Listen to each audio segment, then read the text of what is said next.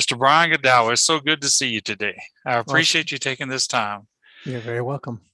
So, you know, you've been out and you've written a lot of novels, and I've seen you do the interviews and things. But one of the things that struck me, you're from California. You were in California because you wrote screenplays. In fact, To End All Wars, excellent movie. And come to find out you wrote that screenplay, I was like, wow. And then I saw that you wrote a screenplay for Visitation for Frank Peretti, Yeah. um, which, to be honest, Frank Peretti was my first introduction to the spiritual warfare aspect. I grew up in a very rural area, Baptist, laid back. You didn't get too loud, you didn't move too much. So, uh, but first, tell me a little bit about yourself. Tell me what got you into writing and what got you into screenplay, and then especially into Christian writing. Sure. Well, I had always been a visual artist from the time I was in high school. So my goal, my heart was to be like Michelangelo, do that kind of art and so when I went to college, I actually had a degree in was getting a degree in illustration. And as I was pursuing that, I also learned a little bit about design and but I had always loved movies, and so I was just watching tons and tons of movies. But what happened was, as a Christian in college and as an artist, I had always had a hard time um, understanding how my faith integrated with my art. I mean, we all have a shallow understanding, but I mean, really, how are they really connected? And I didn't understand how much of art was truly driven by a worldview. And I read Francis Schaeffer's works. He's going back a long time now, Yes, sir. but he was one of the first evangelical theologians who actually addressed the arts and how Christian faith interacts with art, and took it very seriously rather than a sort of a side element to discover. It was more, no, art embodies philosophy, and all that is encompassed in worldview. And so he studied philosophy, worldview, and art as well, and he integrated those. And that was when I finally began to see how the power of the movies and the storytelling that I was watching. I began to understand how I could integrate my faith with those, because, you know, uh, the typical stuff would be, you've got your secular Hollywood movies, and then you've got your bad Christian movies, and which would be at that time, like, we're talking the late 70s.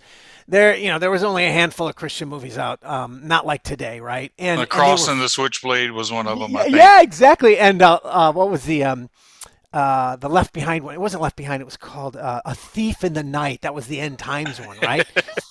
And so, but how do you do this? And of course, they were always bad. And look, Christian movies had been bad even up until recently, and many of them still are bad, but they're getting better as production values increase and as Christians become better storytellers. But it takes a long time. Anyway, I started seeing the value of that, and so I started pursuing movies on the side as I pursued my own career in graphic design. The reason why was because, to me, movies were the most moving thing in my life, even more moving than sermons, because movies, the human drama uh, displayed through storytelling, affects me and touches me just as much, if not more, than systematic theology, and for many people that's the case, right? Of So course. my goal was to integrate those two, and over the years I studied that and sought to understand storytelling, and I started pursuing it. And it took many years before I got my first movie made, which was To End All Wars in about 2001 or two.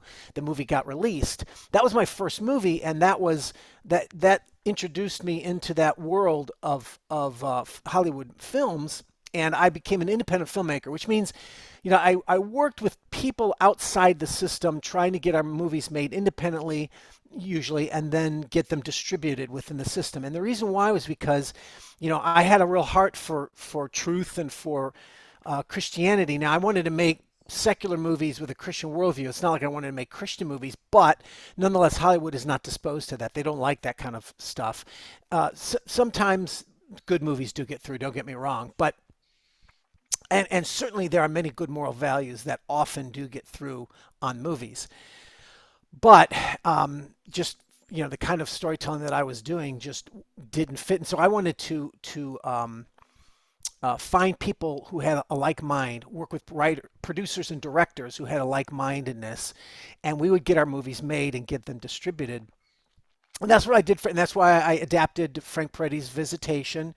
But even in that scenario, things kind of went wrong, and the director was not a Christian, and he took the project over and rewrote it.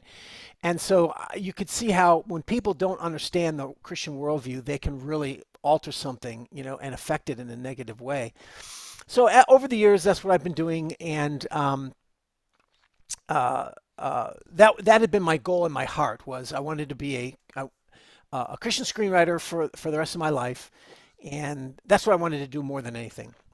But what happened was around 2010, I came up with the idea of writing a movie that no one had done yet before, and it was such a cool idea because I was doing some research on the Bible, and I figured out what would be a really great movie that could be made in Hollywood.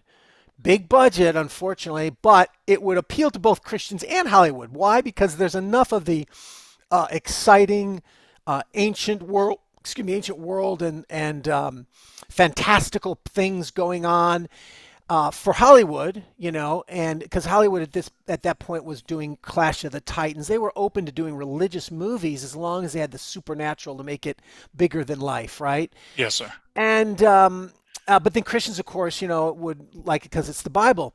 And I wrote the script. It was called Noah Primeval, and it was the story of Noah. And I brought in, this amazing research that I'd done about Genesis 6, the giants, the Watchers, the sons of God, and all this interesting stuff.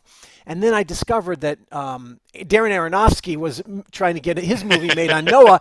And I realized, well, I was a little guy. I didn't have a chance. So I thought, well, what can I do to get my story out before his? Because I was worried maybe his might have some of my story elements in there. And I realized, well, I need to write it as a novel and I can get it out. And before him, at least I can have the pride of first place. Well, it turned out his movie was nothing like mine. And his was a very much of a sort of a godless parable of environmentalism, where Yes, sir. God is a bad guy. Yahweh is the bad guy in the movie, right? However, it launched me into writing novels, and I did it, and I couldn't get a Christian agent, couldn't get a Christian publisher. Look, it may not have been it may not have been the best, it may not have been the great American novel. It was my first one. I certainly wouldn't argue that it was well written in terms of the highest standards.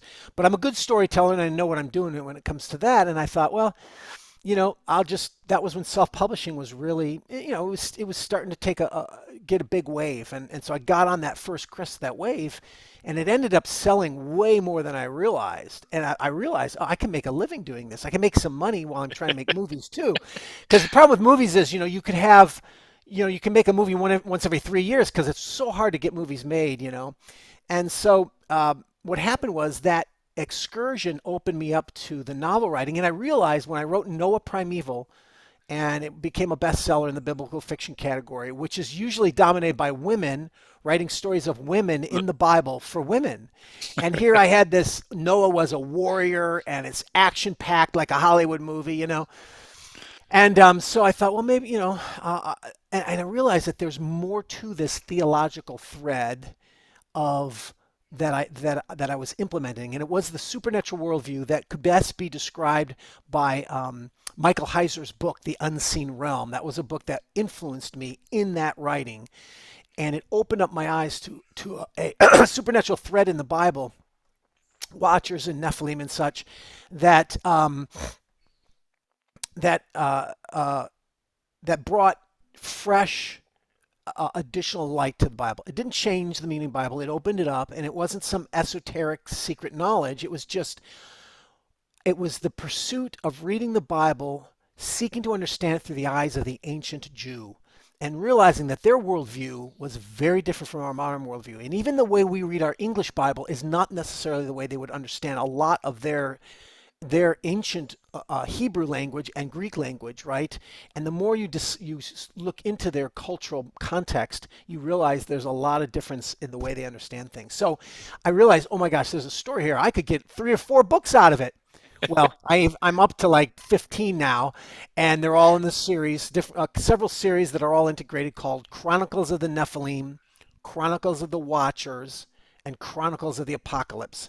And they're all integrated in terms of retelling these Bible stories with this supernatural understanding, watchers, giants, etc., but being consistent with the Bible, but also showing a different angle of, and the goal of it was, what might the spiritual world look like? This spiritual warfare that you mentioned.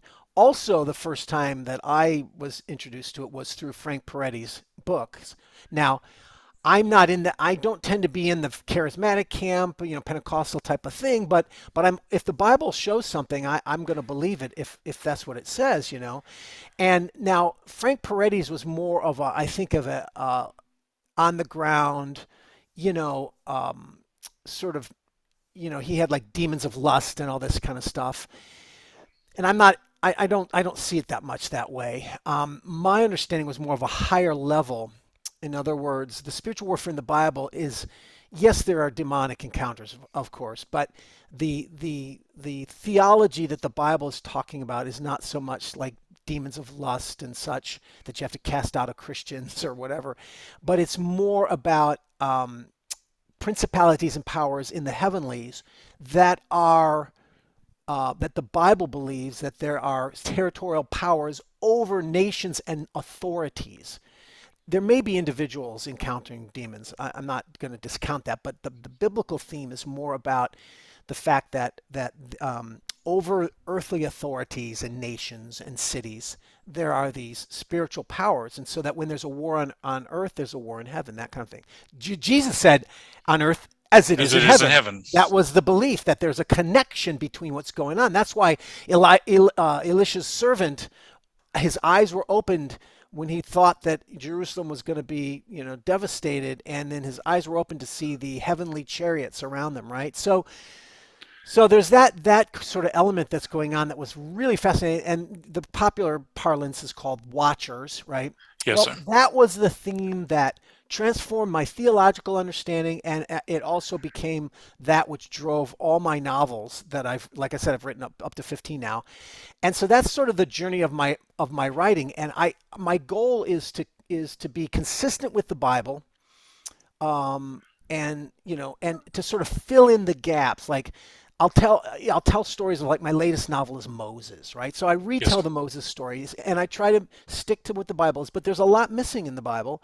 And I try to fill in between the lines in a way that's consistent with what the Bible does say, but also incorporates this pulling back the veil. What might the spiritual world look like in the heavenlies? Again, not so much demons around here as it is these principalities and powers. And what are they trying to do? Because they're trying to do something. They're bad guys, right? And what is it they're trying to do while we're seeing what's going on in the earth? So there's some speculation, but excuse me, it's based on the biblical theology.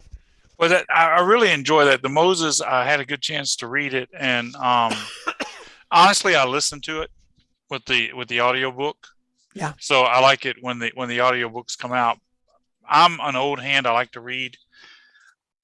In there, I know you put a lot of emphasis on Moses and his father, that whole father concept, and I think that's so relevant now.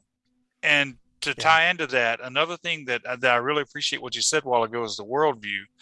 As a parent and a teacher, I worry about what the kids are taking in. For instance, the that latest Marvel movie with the Eternals or whatever they're called. yeah, You can see that as they're painting the Celestials as Yahweh. He's yeah, evil. All he does is use the world for his purpose. And the Celestials and the other bad guys were there to protect us from this tyrant. yeah. And when you, as a parent, I see that and see it spiritually. And I have two girls, 9 and 10, and they're like, why can't we watch this movie? I said, well, you can, but you can watch it with me so we can talk about it. Not so Awesome. I appreciate That's the way to do it. That's the way to do it. I appreciate it so much that you talked about that, and I think that's one reason I'm drawn to your books. And I'll be honest, some of those first novels I couldn't use with the kids. I had to. edit a little bit to pull some stuff out. Yeah, and just so everyone knows, they're PG-13, the novels. What that means is I do deal with the sin and depravity of mankind, violence, sexuality. Now, I will tell you this. When I first wrote them, they were more explicit because look, the Bible is actually quite explicit. It's Like very explicit you also, won't, yes. like I challenge parents to read Ezekiel 16, chapter 16, and Ezekiel chapter 23 to your kids. You won't do it because it's too explicit, right? And we're talking sexual violence sin. So the Bible has that, and I was not afraid to depict it. But as time went on, I actually went back and re-edited the novels, and I pulled back a lot on the explicitness so that there's not the descriptive material is not as there as it was before, but it deals with it more in an indirect way. So it's still PG-13 because it deals with everything from adultery to genocide to murder to rape, gang rape and stuff, but it's not explicitly as explicit as it used to be. So the newest editions are actually PG-13, but there were some of them that were R back in the day. So I'll admit that. But But by the way, that's the blessing of self-publishing is you can actually make these changes and immediately upload the new version.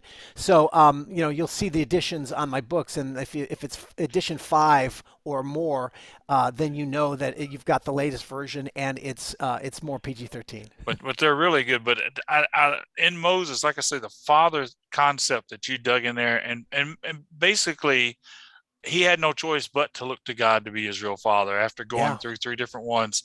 I thought that was a great dynamic, and it's so important for us today because working in the school, I have a lot of kids now. It's not just in one community; it's widespread where kids don't have their father, don't know their father, have no idea which one is their father, and I mean that's for a young man that was such a poignant thing to point to, and I think it's one of the things we're missing in society. So I really appreciate that point.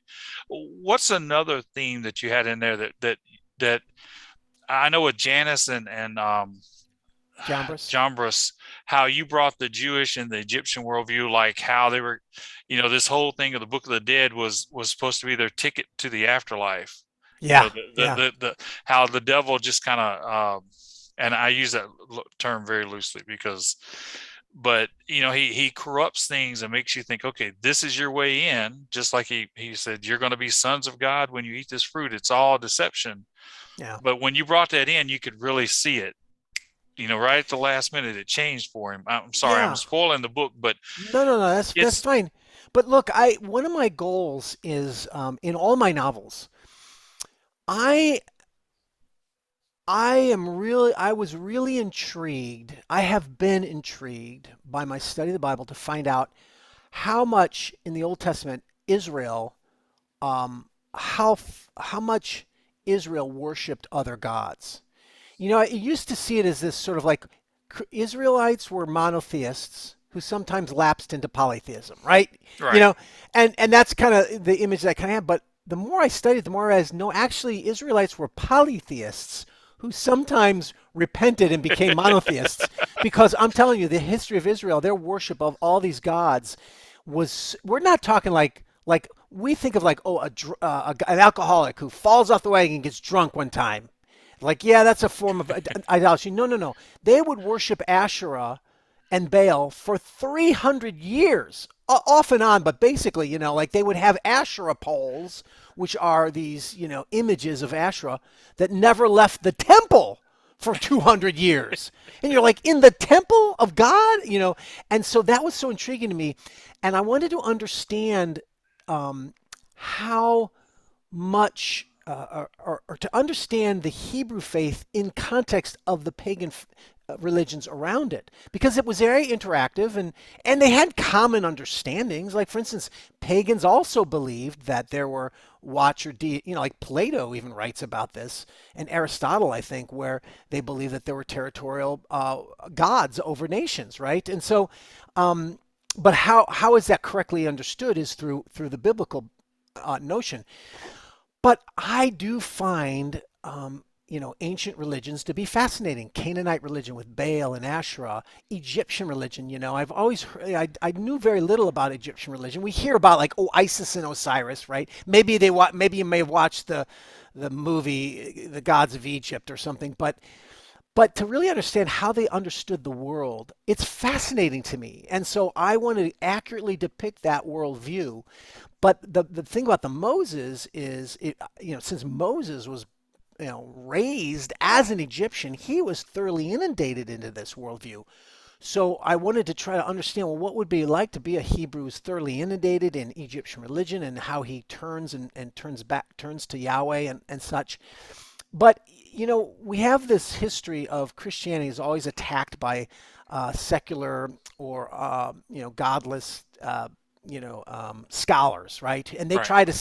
they try to make arguments like oh, uh, uh, Israelite monotheism evolved out of Polytheism. polytheism. So they were polytheists, and then over time they just started to realize, well, let's just make Yahweh the more potent God. We'll put him up at the top, and then eventually it's like, oh, we don't want it. Then priests came in and well, we're going to get rid of all the other gods, so we'll have only one God. Like they create this evolutionary paradigm that really doesn't match the biblical narrative, but it's their way of trying to discredit the Bible.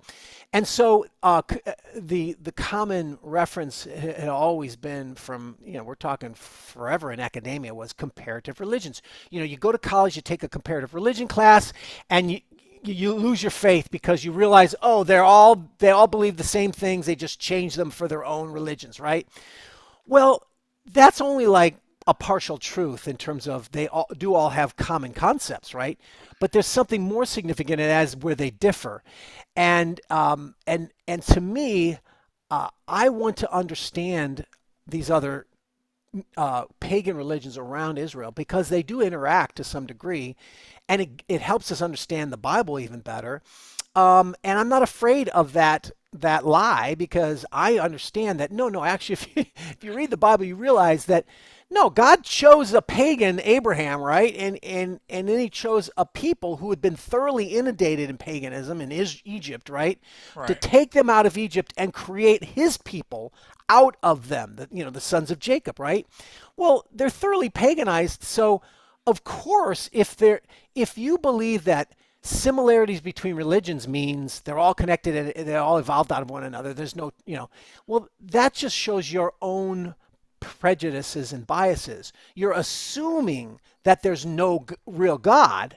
So therefore, everything has to be explained by evolutionary connection with religions, right? But if you assume there's no God, if you assume there is a God and there may be a real God, and this Yahweh might be that real God, now you can understand the narrative much differently. And it makes more sense because then you see why, yeah, the Jews were pagans, but God was calling them back and calling them back to him because he was pulling them out and wanting to make them his people. And they kept falling back into what they originally came out of. And that's not evolution, but by the same token, it makes sense that an ancient Hebrew who's been living in a Canaanite culture is going to use similar imagery of their God that the Canaanites used of Baal. So, for instance, scholars will say, oh, in the Bible, Yahweh, they describe Yahweh in terms of the storm god. He brings the rains and he rides the clouds Clouds. in judgment, right? And if you look at Canaanite imagery, Baal was the rider on the clouds who brought judgment, etc., right? Well, does that mean like, oh, Jews are just worshiping Baal, but they changed his name to Yahweh? No, no. It, they're just using the same imagery that anybody would use in their time period. No, my God is the storm god, not your God. Just like in today, Christians will do a vampire story, right? Everyone does vampire stories, and some vampire stories about sexuality and all this, the forbidden sins, and right.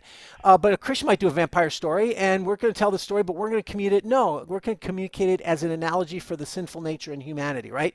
And that happens all the time. And the point is that to say that we are people of our culture is not to say that therefore everything's relative. That's the problem with academia. They try to relativize everything by finding similarities. But it's like, no, no, if you look at the differences, you find those differences are all the difference in the They make a world. big difference in how you perceive it, but also just like you say, your worldview just impacts. It goes back to what you said before, that worldview impacts. And Look, just like the Noah movie, right? You have an atheist filmmaker who believes in worshiping the earth, literally. And so what does he do? He takes our Noah story and he retells it with his own categories. Why? Because we're familiar with Noah in this world, in our culture, right? But he's subverting the narrative and turning it into a narrative for his God, which is the earth. Same thing Gaia, with Avatar, right? Yeah. Avatar, And same so, thing. Yeah. right. So are you going to say then that, oh, see, environmentalism just evolved out of Christianity? No, no, no. He's using the same imagery and understandings to communicate his philosophy or his worldview, just like we all do. So that's why it doesn't surprise me that Israelites are going to use storm god imagery of Yahweh. They're going to talk about that one of my favorite creatures throughout my whole series is from the Bible. One of my favorite creatures is Leviathan.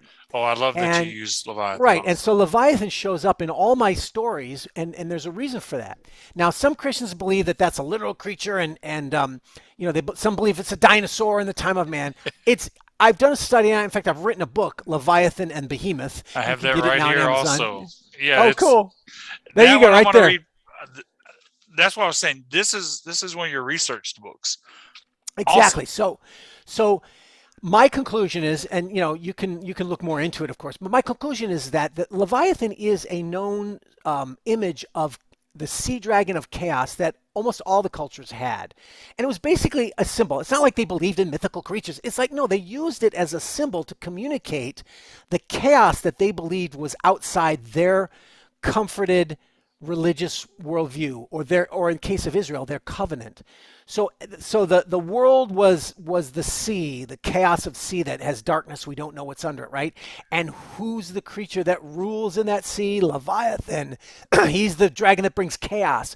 This is why in Psalm 74, when the writer is describing the crossing of the Exodus and the parting of the seas, he says, God parts the seas. Yahweh crushes the heads Of of Leviathan. Leviathan. He's saying God is pushing back the chaos. Why? To create his covenant order. After that, they went to Sinai and he gave him his covenant. His covenant order is the order out of the chaos of Egypt, right? So it's symbolism. They knew very clearly they were using symbols of Leviathan. So when I write my novels, though, like I said, I'm depicting a spiritual world that we don't see necessarily, but it interacts with us. And so I have Leviathan as an actual creature in the spiritual realm to express that symbolism of chaos that is always at odds, fighting with the God's order, order. covenanted order of Yahweh, right? And of course, this is a universal theme in all religions through all of history: order versus chaos. And Jordan Peterson talks a lot about this, and he's got some fascinating material on it. So. God bless you guys. Sorry we had to stop right here. That's all the time we have for the first part of the video, but he'll be back tomorrow for part 2. I invite you to check him out at Godawa.com for his Chronicles of the Nephilim, detailing the war between the serpent and the seed. You can also check out his other collections of books, as well as his screenplays, his biblical teachings, the Chronicles of the Watchers. There are stories about Jezebel and Elijah, Moses, even a story from between the Testaments. So guys, I welcome you to come in, dive in, look at the battle between order and chaos, as detailed as he speaks about just now, and other aspects, and see how Brian Godawa goes out and lights his world. It's a dark world that needs a light. Hopefully it inspires you to go out and light the world around you. God bless you, and I hope to see you tomorrow. This is Patrick Taylor.